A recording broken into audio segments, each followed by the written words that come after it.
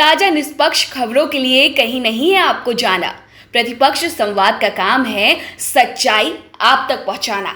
नमस्कार, प्रतिपक्ष संवाद से आपके साथ मैं हूं मीनाक्षी रजत। संगम नगरी प्रयागराज में भी गंगा नदी के किनारे शवों को रेत में दफन किए जाने का हैरान करने वाला मामला सामने आया है।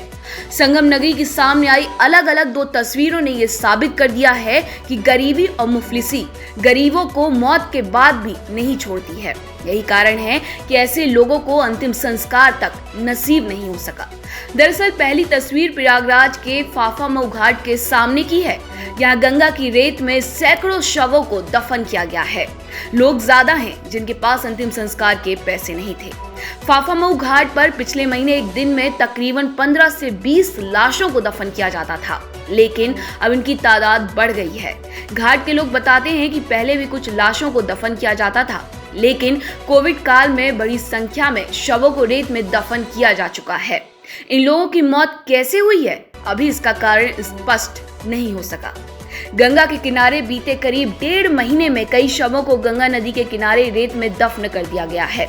शवों को दफन कर चारों ओर बांस की घेराबंदी कर दी गई है, ताकि लोगों को पता चल सके कि यहाँ पर शव को दफन किया गया है।